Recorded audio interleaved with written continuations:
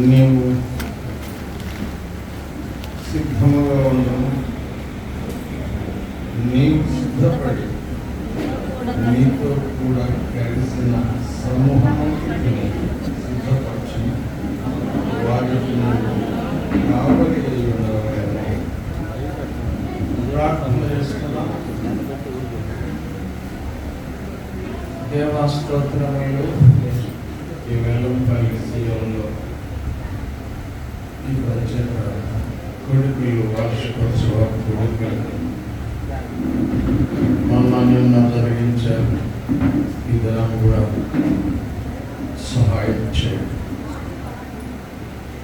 మీరు కరుణించండి, కటాక్షము చూపి మీ దాసుని మరుగు చేయండి, మిమ్మల్ని మీరు ప్రత్యక్షపరచుకోండి, మీ స్వరం వినిపింపచేయండి.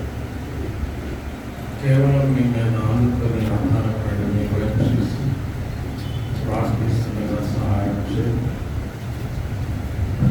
దేవా, లూకా 1:14-17 ఏలియా ఆత్మగలవానిగా శక్తి గలవానిగా చేస్తానని మీరు వాగ్దానం చేశారు. యోహాను సువార్త 3:33-34 నేను పొందిన నా సేవకునికి కొలతలేని ఆత్మనిస్తాను గనుక అతడు నా మాటలే పలుకుతాడని మీరు చెప్పారు. మీ చిత్తానుసారంగా మీ మాటలే పలికించండి. చేరి వచ్చిన వారు రక్షణ లేకపోతే రక్షణ పొందినట్లు, రక్షణ కలిగిన వారు ఆత్మీయంగా స్థిరపడి బలపడినట్లు, మీరు అక్కడ కొరకు సిద్ధపడినట్లు అన్ని విధాలుగా మీ ఆత్మ మా మధ్య కార్యం జరిగించడానికి అనుకూలపరచండి. తిరుగుబడిన ఆకాశం మా మధ్య ఉంచండి. పరిశుద్ధాత్ముని యొక్క అద్భుతమైన సంచారం మా మధ్య ఉండులాగున కరుణించండి. ప్రియమైన ప్రభువా, నిలిచిన మీ దాసుడు బలహీనుడు ఆయన బలపరిచిన దేవుని బట్టి నన్ను బలపరచు అనేది నేను సమస్తం చేయగలన్న పౌలు వారు ప్రభువా, మీకు అప్పగించుకొని మీ చిత్తం నెరవేర్చుదురని నమ్మి వచ్చిన త్రోవలో కాకుండా మరి యొక్క త్రోవలో మీ బిడ్డలు వెళ్ళడానికి అనుకూలపరిచి అనుగ్రహించుమని యేసునాథుని పేరిట మీకు అప్పగించి ప్రార్థించి బ్రతిమలాడి వేడుకుంటున్నాం తండ్రి. ఆమేన్. దేవుని వాక్యంలో దైవజనుడు యెహెజ్కేలు మరి ప్రవక్తగా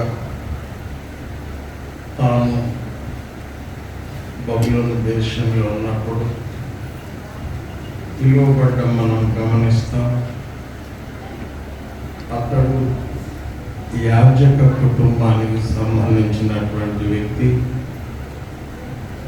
దేవుడే తనను ప్రవక్తగా పిలవడం మనం గమనిస్తాం. క్రీస్తుకు పూర్వం 597వ సంవత్సరంలో నెబుకద్నెజరు చెరగా తీసుకుని వెళ్ళిన ప్రజలలో ఈ వ్యక్తి యెహెజ్కేలు కూడా ఉండడం మనం గమనిస్తాం. చరిత్రలో 593 క్రీస్తు పూర్వం తమను ప్రవక్తగా దేవుడు ఏర్పాటు చేసుకోవడం, బబులోను దేశంలో ఏర్పాటు చేసుకోవడం అనేది జరిగింది. అద్భుతమైన దేవుడు తన ద్వారా దరిదాపు 48 అధ్యాయాలు మరి రాయించడం కూడా దేవుని వాక్యంలో మనం చూస్తాం. అనేకమైన ఆత్మీయ విషయాలు, భవిష్యత్ విషయాలు దేవుడు తన దాసుడు ప్రవక్త అయిన యెహెజ్కేలుకు బయలుపరిచి మరి వ్రాయించడం మనం గమనిస్తాం. దేవుడు బలపరుస్తాడు, దేవుడు బలపరుస్తాడు అనేటువంటి అర్థసహితమైన పేరు తాను కలిగి ఉన్నాడు. యెహెజ్కేలు అంటే అర్థం దేవుడు బలపరుస్తాడు. కనుక దేవుడే పరాయి దేశంలో ఎన్నో రకాల పరిస్థితులలో అద్భుతమైన రీతిలో తనను బలపరిచి తన ద్వారా దేవుడు తన ప్రజలకు ఇవ్వాలి అని కోరిన సందేశాన్ని దేవుడు ఇవ్వడం మనం గమనిస్తాం. ఈ యెహెజ్కేలు మనం చూసిన 38వ అధ్యాయంలో 7వ వచనం చూడండి. నీవు సిద్ధముగా ఉండము, నీవు సిద్ధపడి నీతో కూడా కలిసిన సమూహమంతటిని సిద్ధపరచుము, వారికి నీవు కావలివై ఉండవలెను. మీరు గమనించాలి దేవుని వాక్యంలో గోగు చూడండి 16వ వచనం 38-16 మేఘము భూమిని కమ్మినట్లు ఇశ్రాయేలీయులు నా జనుల మీద పడతారు. అంత్య దినములందు అది సంభవించును. అన్యజనులు నన్ను తెలుసుకున్నట్లు నిన్ను బట్టి వారి ఎదుట నన్ను నేను పరిశుద్ధ పరచుకొను సమయమున గోగు నేను నా దేశం మీదకి నిన్ను రప్పించదను. కాబట్టి మనం చూస్తున్నాం గోగు మరియు దేవుని వాక్యంలో గోమెరు తొగర్మ రకరకాల సైన్యాలను సిద్ధపరచుకొని ఇశ్రాయేలు ప్రజల మీదకు అంత్య దినములలో రాబోతున్న సందర్భాన్ని ఎప్పుడో జరగబోయే విషయాన్ని చాలా కూలంకుషంగా యెహెజ్కేలు దర్శనంలో చూసి ప్రవచిస్తూ రావడం దేవుని వాక్యంలో మనం చూస్తున్నాం. ఆ విషయాలు ఎప్పుడో అంత్యకాలానికి సంబంధించిన విషయాలు మనం చూస్తే ఆ విషయాలను యెహెజ్కేలు ప్రస్తావిస్తూ ఎట్లాంటి పరిస్థితులను ఇశ్రాయేలు ప్రజలు ఎదుర్కోబోతున్నారు, ఎట్లాంటి యుద్ధ వాతావరణంను వారు ఎదుర్కోబోతున్నారు అన్న విషయాన్ని యెహెజ్కేలు చాలా తేటగా మాట్లాడుతూ రావడం మనం చూస్తాం. ఆయన అంటాడు, శత్రు సైన్యములను గురించి ఆయన అన్నాడు, నీవు సిద్ధముగా ఉండము, నీవు సిద్ధపడి నీతో కూడా కలిసిన సమూహమంతటిని సిద్ధపరచుము, వారికి నీవు కావలి ఉండవలెను. మనం చూస్తున్నాము నీవు రాయబడింది, నీవు సిద్ధముగా ఉండవు, నీ సమూహమంతటిని సిద్ధపరచు. శత్రువుతో నీవు సిద్ధముగా ఉండము, నీ సమూహమంతా సిద్ధపరచమని చెబుతూ ఇశ్రాయేలు ప్రజలు వారి మీదికి అంత్యకాలంలో రాబోతున్న సిద్ధపరుచుకొని రాబోతున్న ప్రజలను ఎదుర్కొనుటకు, జయించుటకు ఏ విధంగా వారు సిద్ధపడాలో, వారి ప్రజలను సిద్ధపరచుకోవాలో పరోక్షంగా దేవుడు మాట్లాడుతున్నాడు. నీకు అర్థమైందనుకో. ఎవరిని సిద్ధపరచుకున్నాడు? ఇజ్రాయేలు ప్రజలనా లేదా గోగు మాగోగు తదితరులనా? శత్రువులు, జాగ్రత్తగా, శత్రువులు సిద్ధపరచుకొని రాబోతున్నారు. అది చూసిన యెహెజ్కేలు అంటాడు, మీరు శత్రు సైన్య సమూహమా, సిద్ధపరచుకో రా అని చెబుతూ దేవుడు సిద్ధపరచుకొని వస్తున్న ప్రజలను ఎంతగా దేవుని ప్రజలు సిద్ధంగా ఉండి సిద్ధపరచుకొని ఎదుర్కోవాలో పరోక్షంగా దేవుడు తన ప్రజలతో మాట్లాడుతూ రావడం మనం చూస్తున్నాం.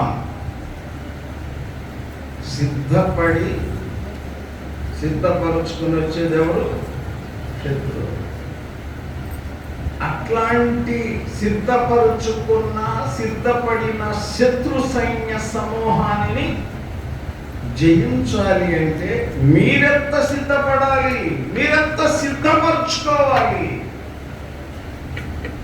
అని దేవుడు పరోక్షంగా ఇజ్రాయేలు ప్రజలను హెచ్చరిక చేయడం దేవుని వాక్యంలో మనం చూస్తున్నాం.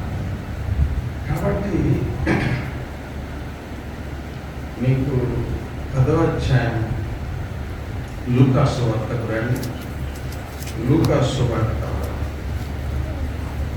10వ అధ్యాయం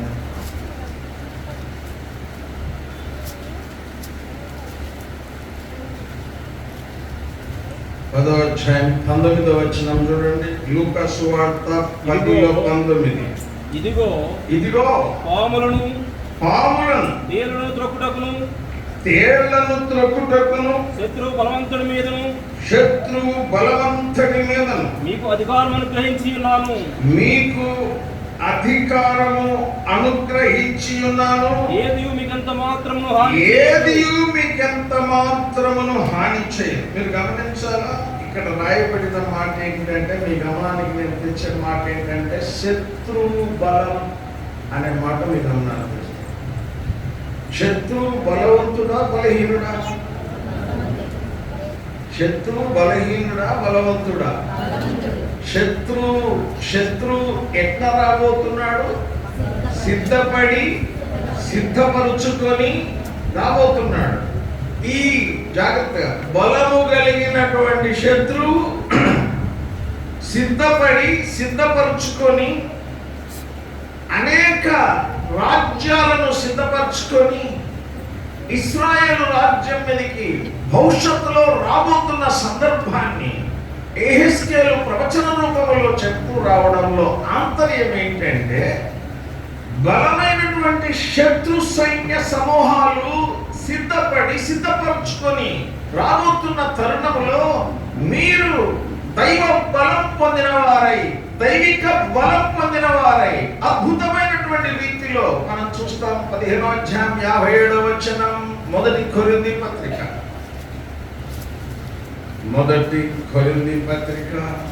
15వ అధ్యాయం 15లో 57. అయినను మన ప్రభువైన యేసు క్రీస్తు మూలముగా మనకు జయం అనుగ్రహించుచున్న దేవునికి స్తోత్రము కలుగును గాక. మీరు గమనించాలా, ఇక్కడ రాయబడింది ఏంటంటే, దేవుని మూలముగా జయము. ఎవరి మీద? శత్రు బలవంతుడి మీద. ఇక్కడ ఎవరి ద్వారా జయం వస్తుంది? దేవుని ద్వారా జయం వస్తుంది. నేనంటాను, పరోక్షంగా యెహెజ్కేలు ఏమంటాడంటే, మీకు జయమియ్యగలిగినటువంటి వాడు దేవుడు. శత్రు సైన్య సమూహాలు రాబోతున్న తరుణంలో మీరు మీ బలమే కాదు, దేవుని యొక్క బలం మీకు అవసరం. దైవ బలముతో మీరు జయించవలసిన వారిగా ఉన్నారు. కనుక దేవుడు మీకు జయమివ్వగలిగిన సామర్థ్యమైనకుండి ఆ దేవునికి అనుకూలమైన జీవితాలు జీవించండి. ఆ దేవునికి లోబడి జీవించండి. ఆ దేవుని చిత్తానికి విధేయత చూపించే జీవితాలు జీవించండి. అయ్యా, మీరు ఎందుకు వచ్చారు బబులోనికి? ఎందుకు వచ్చారు? అదే బబులోనికి ఎందుకు వచ్చారు? దేవునికి లోబడికి వచ్చారా, లోబడితే వచ్చారా? లోబడికి వచ్చారు. కనుక మీరు లోబడని స్థితిలో ఇక్కడ ఉన్నారు. రాబో దినాల్లో జరగబోయే పరిస్థితులు జయించగలగడానికి మీకు సహాయపడే దేవుడు ఉన్నాడు. ఆ దేవునికి లోబడండి, దేవుని ధర్మానికి లోబడండి, దేవుని చిత్తానికి లోబడండి, దేవుని వాక్యానికి లోబడండి అని చెప్పాడు. అర్థమైందా సిస్టర్? ఏమన్నా అర్థమైందా? వచ్చింది నిద్రపోతే ఇంటి దగ్గర పడుకున్న ప్రశాంతంగా ఇంత తలుపులు కూడా నిద్ర వస్తుందంటే జయము. ఇప్పుడు వాళ్లకు పరోక్షంగా ఏం చెప్పదలుచుకున్నాడంటే, మీరు అవిధేయులయ్యా, ధర్మానికి లోబడని వారు, క్రమానికి లోబడలేదు. లోబడకపోవడం ద్వారా మీరు ఎక్కడికి వచ్చారు?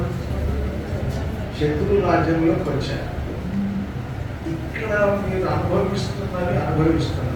ఇంకా రాబోయే కాలంలో, కడవరి కాలంలో గోగు, మాగోగు, తోగర్మ, సోకాడు మొత్తం రాజ్యాలన్నీ మీ మీదకి రాబోతున్నాయి. దేవుడే నేనే చెప్తున్నాను, సిద్ధపడండి అయ్యా, సిద్ధపరచుకోండి అయ్యా, రండయ్యా నేను చెప్తున్నాను. అంటే అర్థం ఏంటంటే, నేనే వాళ్ళను మీ దగ్గర తెస్తా, మీకు వారి మీద విజయం ఇస్తా. విజయం కావాలి అంటే మీరు ధర్మానికి లోబడాలా, క్రమానికి లోబడాలా, వాక్యానికి లోబడాలా, చిత్తానికి లోబడాలా. అన్ని విషయాలలో నాకు విధేయులు కావాలా? చెప్పండి. మనం జయం పొందాలంటే ఎవరుంటే పొందుతాం? దేవుడుంటే పొందుతాం. దేవుడు మన తోడుగా ఉండాలి అంటే మనం చెప్తాం. 8వ అధ్యాయం యోహాను సువార్త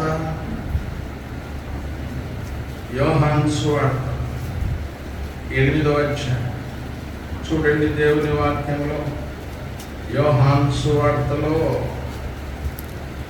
8వ అధ్యాయం 29వ వచనం. నన్ను పంపినవాడు నాకు తోడై ఉన్నాడు. నన్ను పంపిన తండ్రి నాకు తోడై ఉన్నాడు. ఆయనకి ఇష్టమైన కార్యం ఎల్లప్పుడూ చేయదు కనుక. ఇప్పుడు చెప్పండి, దేవుడు తోడుగా ఉండాలి అంటే అదే పలకండి, అదే చెప్పండి. ఇప్పుడు యేసుప్రభువు వారు ఏం చెప్పాడు?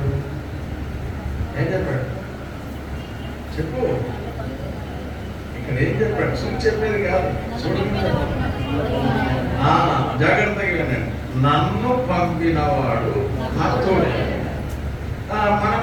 మనం పాడతాం, దేవుడు మనకు తెల్లవారు పాడిన, సంవత్సరం మొత్తం పాడిన, ఆయన తోడుగా ఉండాలి అంటే మాత్రం కండిషన్ ఇక్కడ రాయబడింది 5:29లో. నన్ను పంపినవాడు నాకు తోడై ఉన్నాడు, ఆయనకి ఇష్టమైన కార్యము నేను ఎల్లప్పుడూ. ఇప్పుడు చెప్పండి, దేవుడు మనకు తోడుగా ఉంటే విజయం వస్తుంది. విజయం రావాలంటే దేవుడు తోడుగా ఉండాలా. దేవుడు తోడుగా ఉండాలి అంటే ఏం చేయాలా? ఆయనకి ఇష్టమైన కార్యము అప్పుడప్పుడు చేయలేదంటే కుదరదు. ఎప్పుడు చేయాలా? ఎల్లప్పుడూ ఆయనకి ఇష్టమైన కార్యం మనం చేయగలిగితే దేవుడు మనకు తోడైతాడు. దేవుడు మనకు తోడైతే ఏమొస్తుంది? విజయం వస్తుంది. మొదటి యోహాను పత్రిక 4వ అధ్యాయం 4వ వచనం.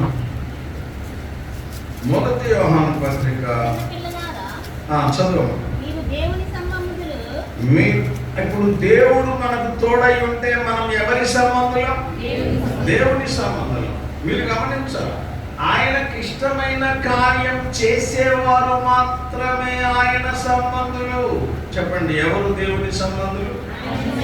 ఆయనకి ఇష్టమైన కార్యం చేసేవారే దేవుని సంబంధులు. కనుక దేవుని సంబంధులకు దేవుడు ఏమవుతాడు?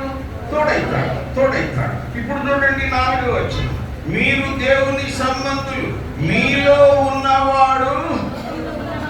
మీరు గమనించారా, మీలో ఉన్నవాడు. చెప్పండి, లోకములో ఉన్నవాడి కంటే కూడా గొప్పవాడు. అంటే మనలో ఎవరు ఉండాలా? దేవుడు ఉండాలి. మీరు గమనించాలా, దేవుడు మనకు తోడుగా ఉండాలా? దేవుడు మనలో ఉండాలి. చెప్పండి చెప్పాలి వెంటనే. దేవుడు మనకు తోడై ఉండాలా? రెండవది, దేవుడు మనలో ఉండాలి. మనలో ఉంటే నీలో ఉన్నవాడు లోకములో ఉన్నవాడి కంటే గొప్పవాడు కనుక మీరు వారిని, మీలో ఉన్నవాడు లోకములో ఉన్న వాని కంటే ఏకవచనం వారిని జయించి ఉన్నారు. బహువచనం. చెప్పండి, అర్థమైందండి?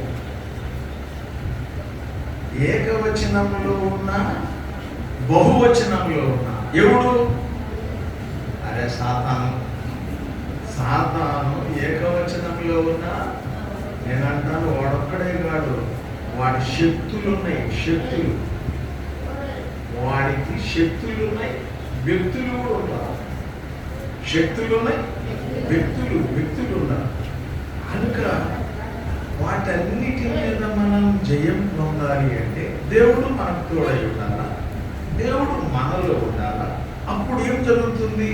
మీలో ఉన్నవాడు లోకంలో ఉన్నవాని కంటే గొప్పవాడు కనుక మీరు వాడిని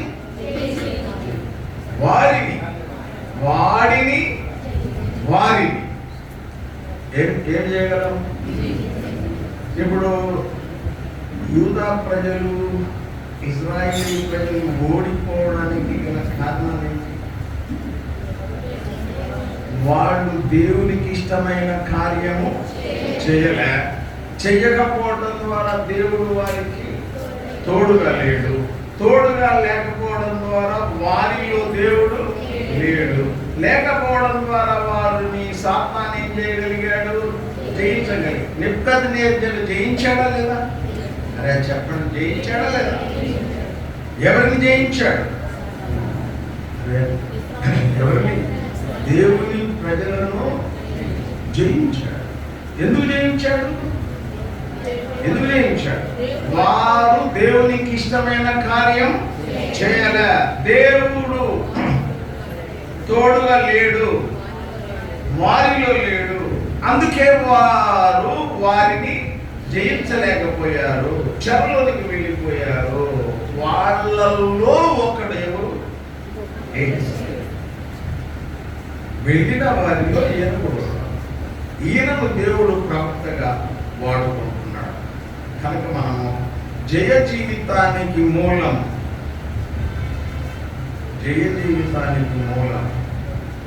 ఆయనకి ఇష్టమైన కార్యము చేయుట. చెప్పండి, ఆయనకి ఇష్టమైన కార్యము చేయడం జయ జీవితానికి మూలం. మనం ఎప్పుడు చేస్తామో అప్పుడు మనకు ఆయన తోడై ఉంటాడు. తోడై ఉన్న దేవుడు లోపలికి వచ్చి ఉంటాడు.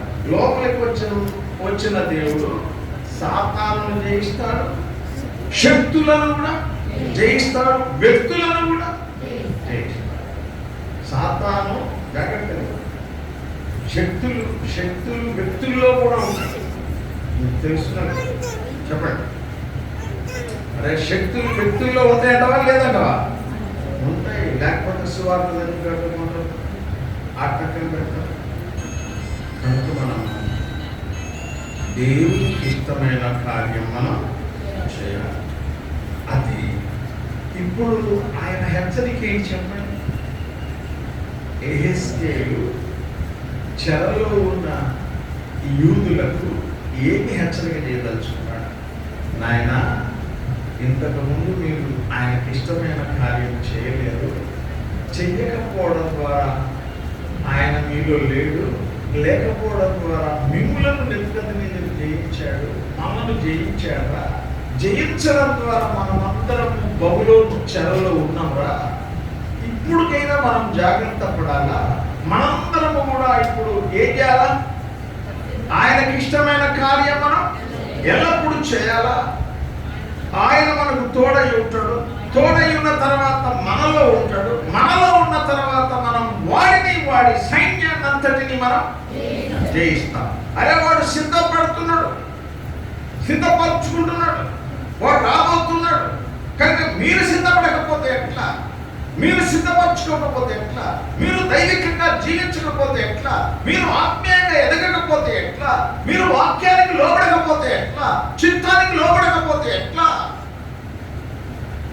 అట్లా వాళ్ళను హెచ్చరిక చేశాడు దైవజనుడు అనేది దేవుని వాక్యంలో మనం చూస్తాం. చూడండి, ఎఫెసీయులకు రాసిన పత్రిక 6వ అధ్యాయం 2వ వచనం.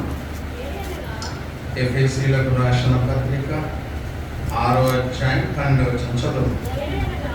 ఏలయనగా మనము పోరాడున్నది.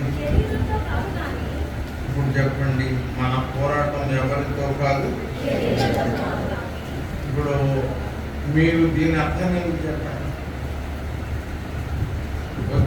మన మీదకి వచ్చేది శరీరులా, గోగు మాగోగు శోకాలు వాక్యాలన్నీ కూడా ఏకమై ఇజ్రాయేల్ మీద రాబోతున్న వాళ్ళంతా శరీరులా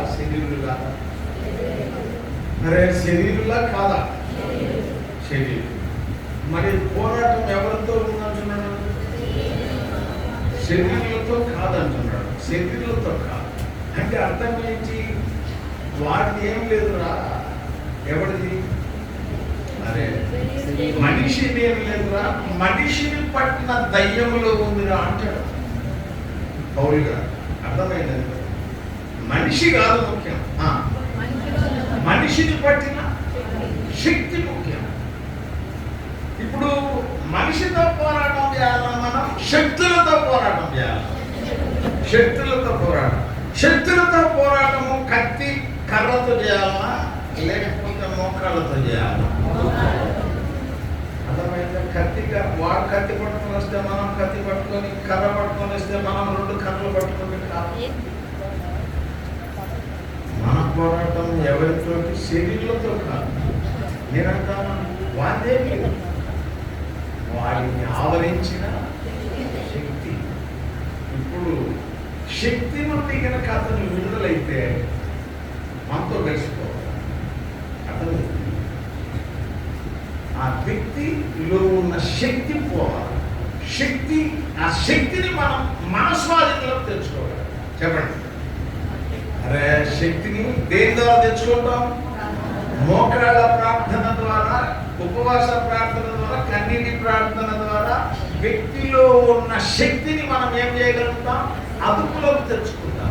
అదుపులోకి మనం శక్తిని తెచ్చుకుంటే మనిషి కూడా అదుపులోకి వచ్చాడంటవా? రాడంటవా? వస్తాడు.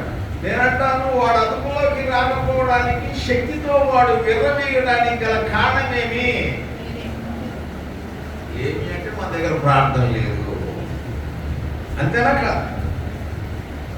కనుక ప్రార్థన జాగ్రత్తగా వినండి. ప్రార్థన జీవితం పటిష్టంగా ఉన్నప్పుడు మనం వ్యక్తులతో పోరాడాలి. తగాదాలు పెట్టుకోవాలి. ఎవరితో? ఏమని అనుకుంటామంటే వీడి పట్టిన దాంట్లో ఉంది అనుకొని ఏం చేస్తాము? సరేలే బాబు, సరేలే నాయన అని ఇక పోయి వాని పేరేందో, వాని ఊరేందో, వాని ఉనికి ఏందో మనం తెలుసుకొని ఏం చేయాలా? ప్రార్థన చేయాలి. ప్రార్థన చేస్తే ఏమవుతుంది? శక్తి ఏమవుతుంది? అరే అదుపులోకి వస్తుంది. ఎవరి ద్వారా అదుపులోకి వస్తుంది? దేవుడు చెప్పాడు. 10వ అధ్యాయం మీకు చూపించాను. లూకా సువార్త 10వ అధ్యాయం ఏం చెప్పాను అమ్మా? లేదు, శత్రు బలవంతటి మీద మీకు అది నేనంటాను అధికారం జాగ్రత్త.